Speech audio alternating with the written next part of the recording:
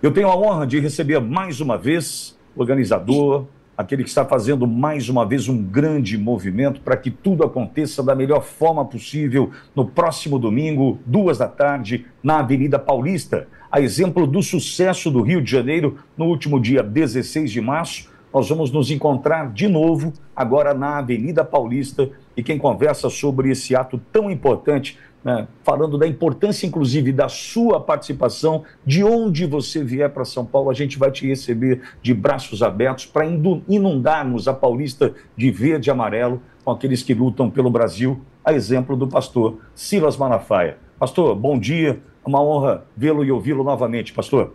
Bom dia, Pittoli. Mais uma vez, obrigado pela oportunidade nesse momento crucial da história da nossa nação. Uma semana importante, né, pastor? A gente teve na última sexta-feira a Débora dos Santos indo para a prisão domiciliar, continua presa, nós sabemos disso, né, diante de todas as condições colocadas por Alexandre de Moraes. Uma semana onde teve a PGR provocada por Alexandre de Moraes para tratar de uma eventual prisão do presidente Bolsonaro, já recuada, né? A PGR diz que não há motivos para tanto. Enfim, uma semana bastante movimentada e que mostra mais uma vez a importância do povo estar na rua, né, pastor? Eu, desde fevereiro, 25 de fevereiro do ano passado, naquela mega manifestação que nós fizemos na Paulista, até alguns jornalistas me criticaram, é incrível o que está acontecendo no Brasil, quando eu declarei que o povo é o supremo poder. Isso está na Constituição. O poder emana do povo. Aí jornalistas, alguns aí globais, disseram, não é bem assim, o povo é supremo poder, mas não é para fazer o que quer. Não venha dar uma de ignorante, porque o povo é o supremo poder para decidir, sim, os destinos da nossa nação. Você quer ver uma prova de uma coisa, Pittoli? O Supremo Tribunal Federal não tem medo de mim nem de você, não tem medo de presidente da República, nem de senador, nem de deputado, mas eles tremem diante do povo. Uma pequena reação do povo, no caso da Débora, que houve uma pressão gigantesca nas redes sociais, para não pegar mal, para não ficar chato e liberar geral, vamos botar ela numa prisão domiciliar porque a pressão é grande. Isso é uma pequena demonstração de que a vontade soberana de um povo, todos, não é só o Supremo não, eu, você e quem quer que seja, tem que submeter. Então, o que nós estamos assistindo nesse país, eu gosto de repetir isso, é uma farsa de um pseudo-golpe. A coisa é tão ridícula, cada vez que eu fico pensando e analisando, você quer ver um dado que pouca gente tem parado para analisar? Você sabia que quem nomeou, a pedido de Lula, o novo comandante do Exército foi Bolsonaro?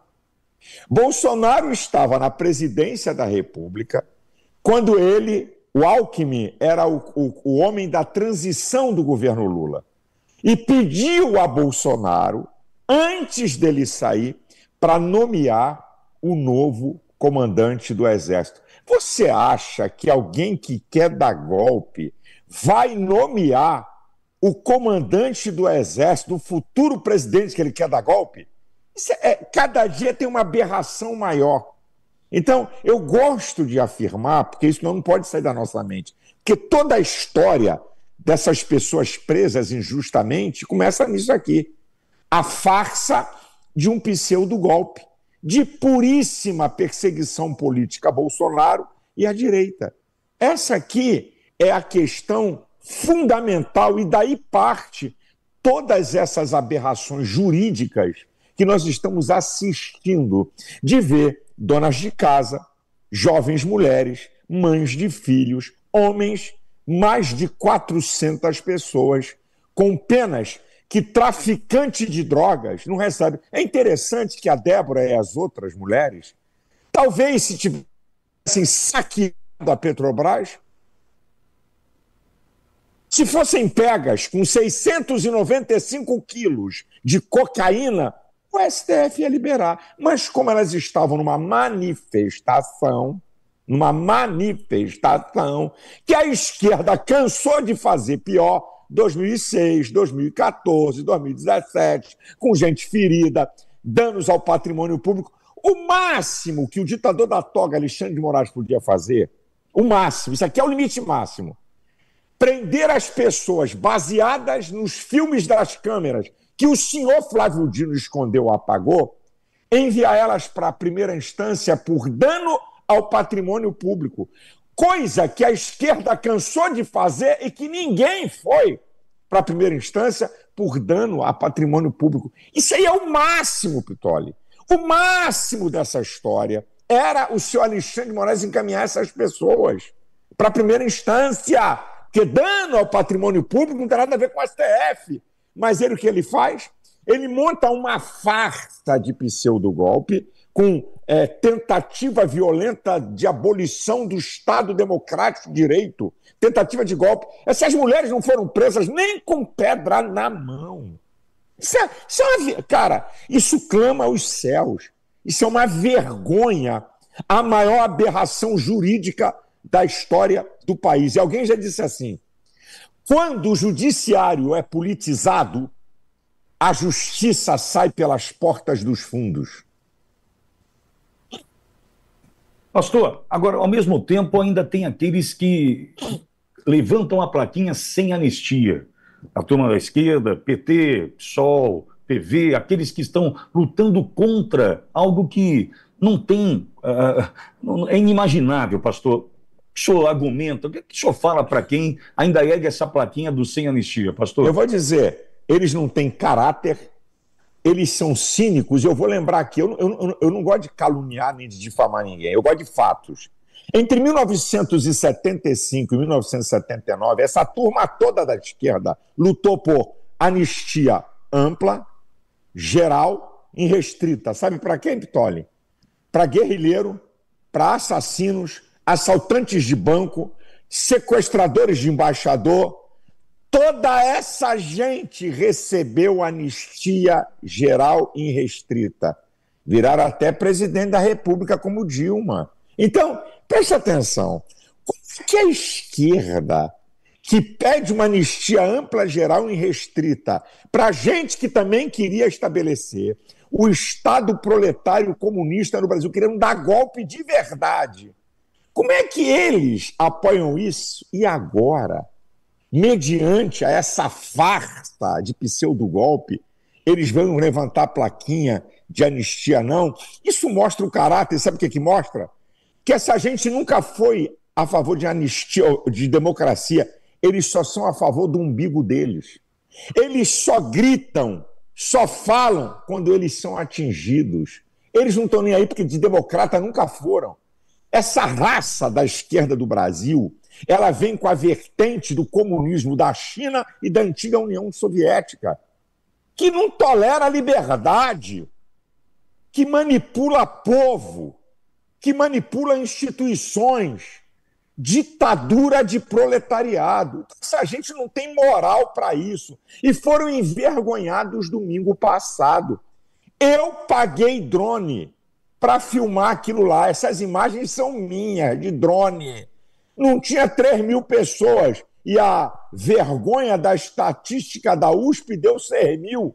Então, eles foram envergonhados. O povo brasileiro é a favor, porque o povo brasileiro está tomando conhecimento da injustiça e da covardia contra essas pessoas.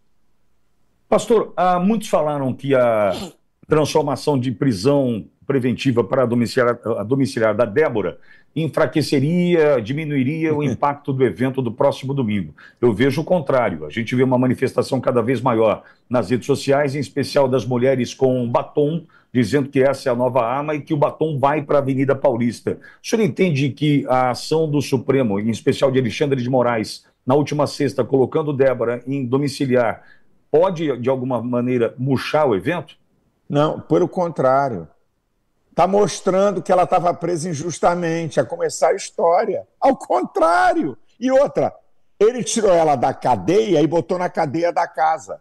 Claro que para ela, porque está com o marido e os filhos, é muito especial. Essa mulher não pode pegar em telefone, não pode usar rede social e não pode receber visita. Então, para você ver o nível da brincadeira, ele fez isso muito contrariado, Pittoli, por causa da pressão da opinião pública. E a Globo, que é o porta-voz de Alexandre de Moraes, porque nós sabemos que Alexandre de Moraes, ele cancelou as multas milionárias da Receita Federal à Globo, artistas e jornalistas. Então, a Globo é um porta-voz de Alexandre de Moraes que nunca critica ele, sabe? Não tem crítica a Alexandre de Moraes, sabe? E a coisa foi tão vergonhosa que os jornalistas da Globo chegaram a dizer: é muito perigoso o que ele está fazendo, ele está abrindo mão para algo que pode comprometer o processo. Eu disse: meu Deus, eu não estou ouvindo isso não é jornalismo, isso é uma vergonha. Então, ele fez isso para tentar dar uma desculpa pela pressão e ver se conseguia amenizar a coisa, mas o povo está muito antenado e está vendo esse jogo sujo de pura perseguição política.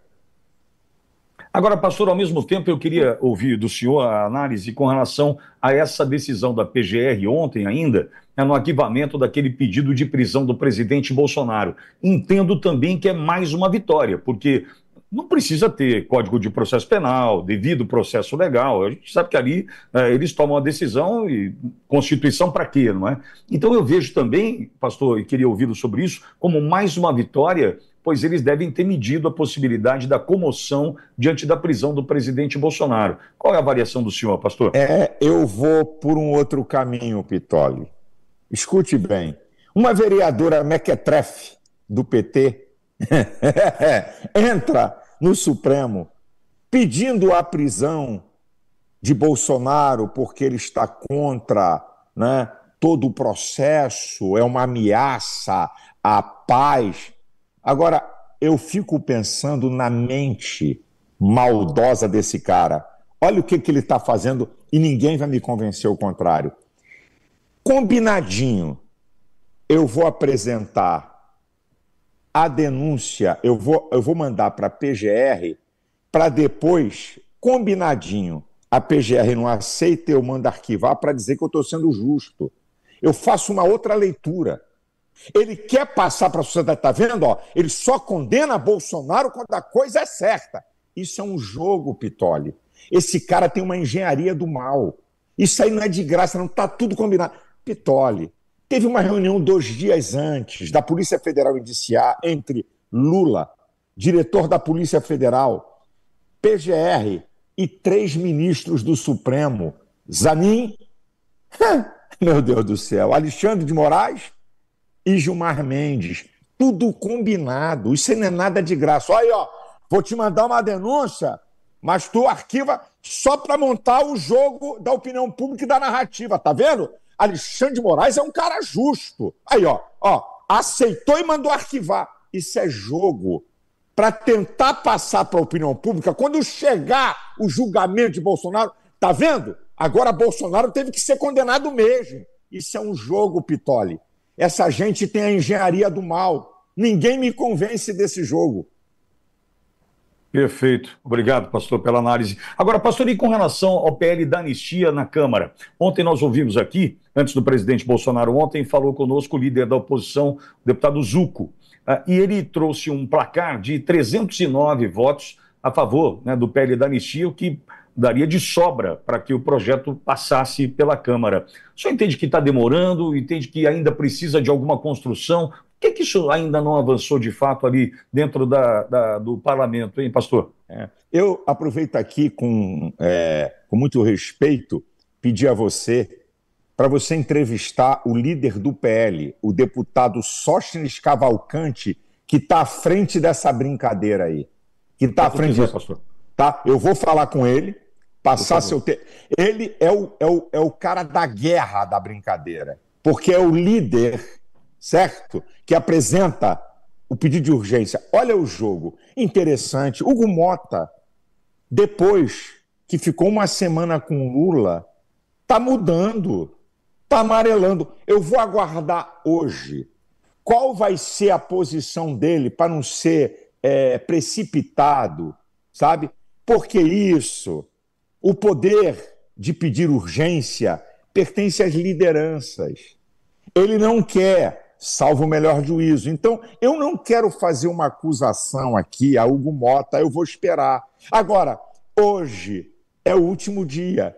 Se esse cara continuar embromando, domingo eu vou tratar do caso dele diante do Brasil e da Paraíba, porque é uma vergonha. É uma vergonha. Tem 7 partidos. Se ele coloca na reunião de líderes essa pauta, também nós vamos ver quem é que está com o povo ou quem está contra o povo. É uma oportunidade excepcional, Pittoli, para a gente saber se de fato os republicanos vão assinar, se de fato o PSD vai assinar, porque vice-líder não vale, porque a assinatura é do líder.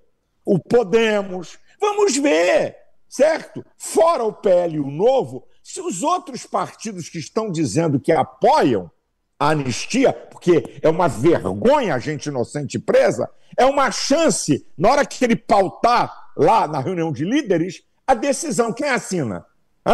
Porque se não tiver assinatura suficiente, aí ele, como presidente, ele não pode dar prosseguimento, aí eu tenho que ser honesto. Então, vai ser uma oportunidade. Hugo Motta pode tirar a pressão sobre ele lá no colégio de líderes, para os líderes decidirem e nós sabermos que partidos estão apoiando ou não. Essa que é a historinha.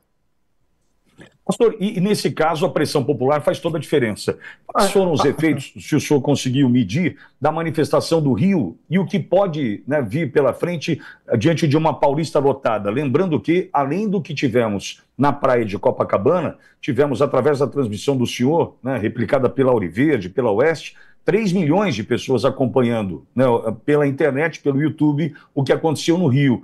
A gente já consegue medir as consequências desse povo na rua, pastor? Eu não tenho dúvida que só o povo, mais ninguém, não tem Senado.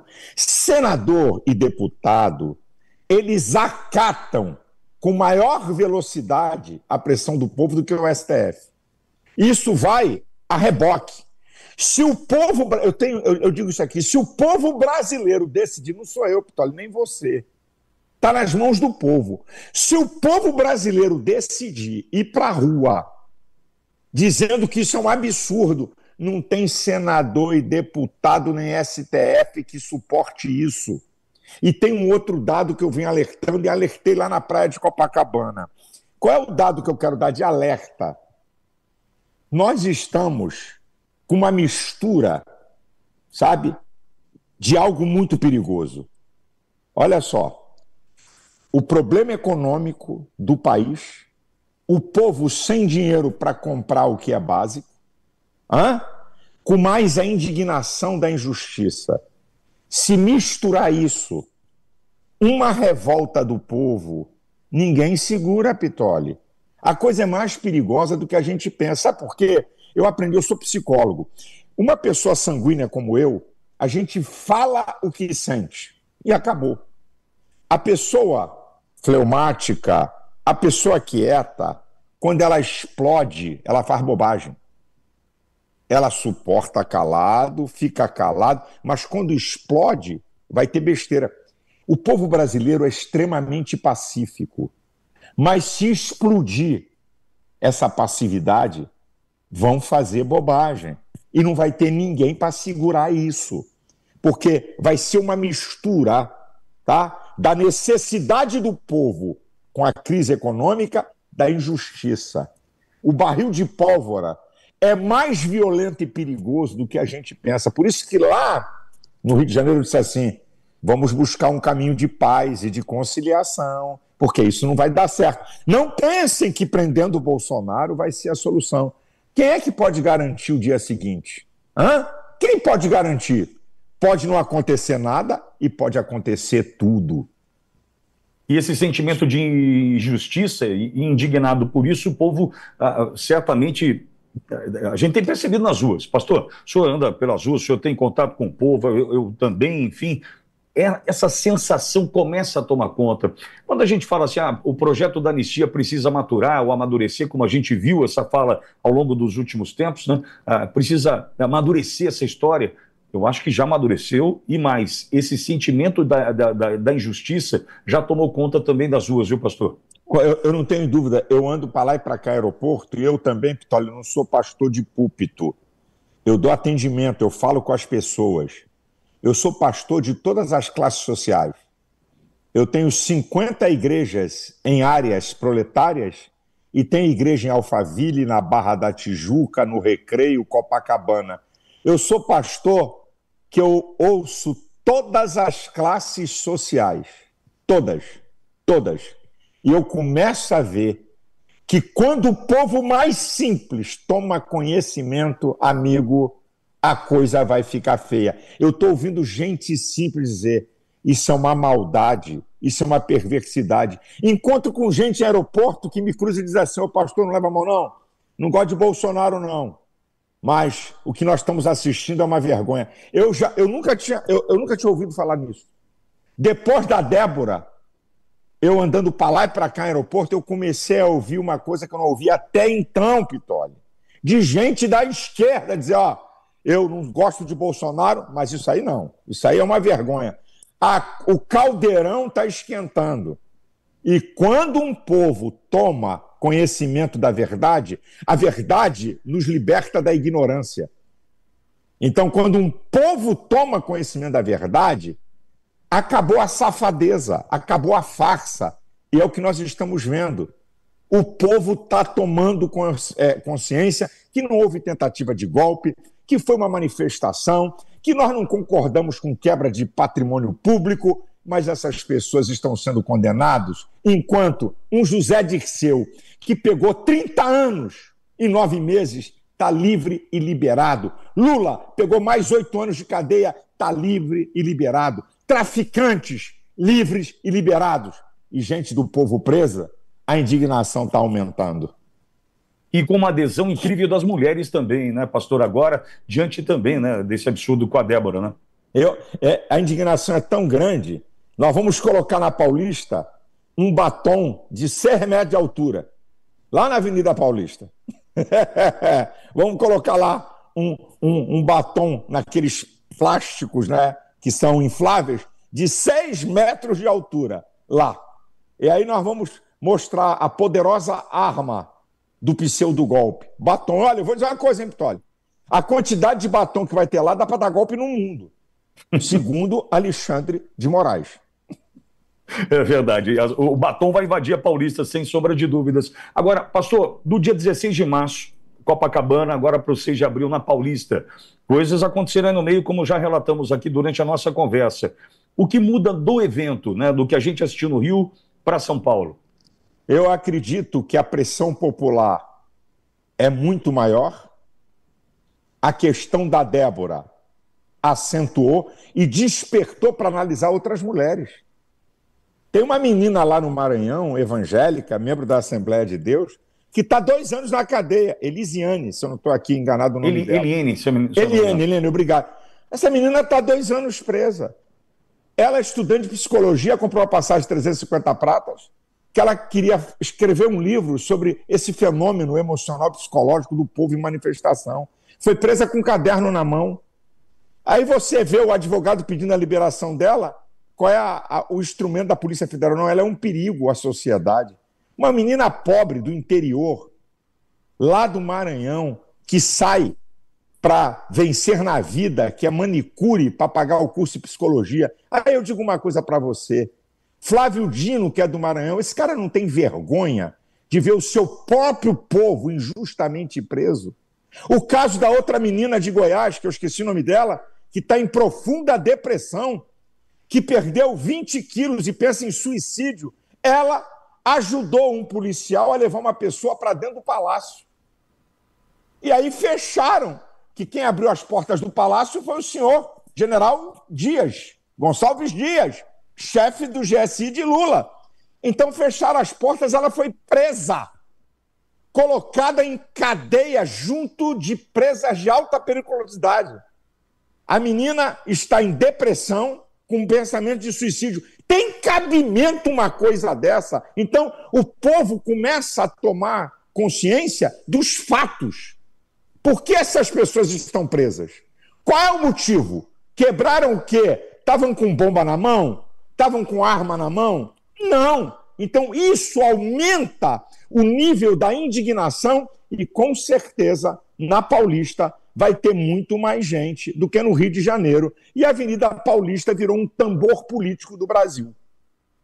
Até porque, né, pastor, a gente sabe que de uma questão logística, tratando de logística, São Paulo acaba recebendo todo o interior paulista. Eu sou do interior, e a gente sabe, por exemplo, salvo engano, 50 ônibus partindo de cidades importantes, né, cidades menores também, povo se deslocando para São Paulo, tem o norte do Paraná, sul de Minas, o próprio sul fluminense, né, a gente sabe que fica mais fácil do ponto de vista da logística chegar para a Avenida Paulista também, diferentemente do Rio, né, pastor? É perfeito. E outra, o Rio...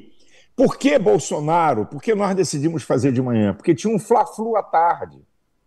De manhã no Rio de Janeiro, com o sol, é o dia que o carioca acorda mais tarde. E assim mesmo tivemos milhares e milhares de pessoas no Rio de Janeiro. Então, nós não tínhamos alternativa. Nós só podíamos fazer de manhã no Rio de Janeiro. E assim mesmo eu desafio a esquerda a colocar 1/3 em qualquer lugar do país do que nós colocamos no Rio de Janeiro. Eles não têm gente, eles não têm mais povo, acabou para eles. Então, com certeza, esses dados que você apresentou e também a indignação e a informação que as pessoas estão tendo dessa vergonha, dessa injustiça, está crescendo. Portanto, na Paulista, com sol ou com chuva, nós vamos estar lá para pedir anistia já. Pastor, muitos perguntam, né, e nas ruas, quando abordado, as pessoas... Alexandre de Moraes não vai parar, isso não tem limite. Eu queria ouvi-lo sobre essa conduta do ministro Alexandre de Moraes, em especial nesse esticar a corda que nunca termina. Uns estão dizendo que ele está numa relação perde-perde. Se ele parar agora, ele perde. Se ele continuar, ele perde também. Então, ele deve ter decidido continuar. Diante de tudo que está promovendo, em algum momento, isso deve cessar? A gente vai precisar de Trump tomando as decisões e as sanções contra ele. No Brasil, a gente vai conseguir fazer com que ele pare de fazer o que está fazendo e da forma como está fazendo, perversidade, maldade, enfim. Isso tem limite, pastor? Eu vou te dar as opções do limite. E pode ser um conjunto completo das opções. Primeiro, uma revolta do povo, uma pressão do povo em cima do Congresso Nacional, parando o Brasil. Aí, meu filho, não tem jeito. Tchau, benção, já era. Número 2, a turma do STF, vendo que a pressão está aumentando, puxar o tapete dele e deixar ele sozinho. Também é uma opção. Terceiro, a pressão externa da nação mais poderosa do mundo. Também é uma opção. E a quarta, que aí vai da minha fé, Ptolemy. Eu creio em Deus. Um dos nomes de Deus é Jeová, justiça nossa. Deus não anda atrasado nem adiantado. E Deus não anda, diz a Bíblia, que os caminhos de Deus não são os nossos caminhos. Deus não age na hora que a gente quer. Mas eu tenho que contar que pode haver uma intervenção divina contra esse cara. Porque eu não podia nem ser pastor e nem ser cristão. Eu creio em Deus. Então, um desses elementos, ou todos eles juntos, podem fazer ele parar. Pastor, sempre que o senhor passa por aqui, antecedendo as manifestações, só dá um spoiler do que o senhor deve levar para o caminhão, né, para o microfone, em agora em especial no próximo domingo, dia 6 de abril. O senhor pode antecipar alguma coisa que o senhor vai levar para a manifestação de São Paulo? Sim. Eu vou mostrar a velocidade do mensalão e a velocidade do pseudo-golpe no Supremo Tribunal Federal para provar que existe uma perseguição política. A coisa é vergonhosa demais. Só um dadozinho.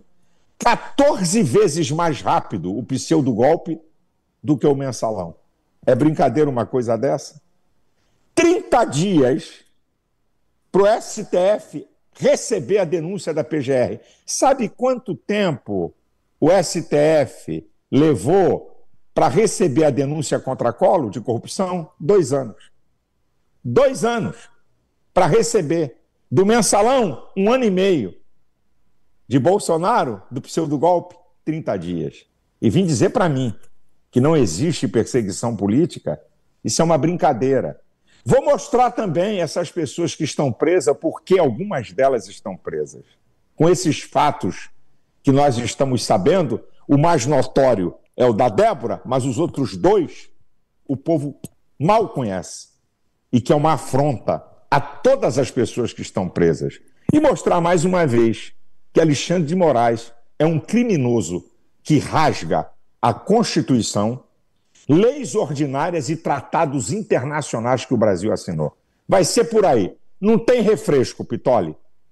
Vou botar o senhor sempre é muito preocupado com a organização, o tempo do evento. Isso já está tudo determinado? Já está tudo escolhido, pastor? Eu aprendi porque é interessante, né? Eu fui treinado em fazer eventos evangélicos, grandes eventos evangélicos. 500 mil pessoas em Manaus, 300 mil pessoas em Fortaleza, 250 mil pessoas em São Luís, vai por aí afora. Eu fui treinado a fazer eventos megas para os evangélicos. Mega evento. Então, eu aprendi uma coisa. Você, quando faz um evento, você tem que se colocar no lugar da pessoa que está lá em pé. Quando você tem um evento muito longo, os oradores se repetem, começam a falar a mesma coisa. É cansativo demais e você não respeita as pessoas. Se você observar, todos os eventos que eu passei a coordenar, que Bolsonaro me pediu para coordenar, os eventos, eles demoram 1h40, 1h45. Então, nesse evento, quem vai falar? Quem vai falar? Michele vai falar, a deputada que foi presidente da CCJ do PL do Rio, a de Tony vai falar, Nicolas, senador Rogério Marinho, o governador de São Paulo, o prefeito que é o anfitrião, tá certo?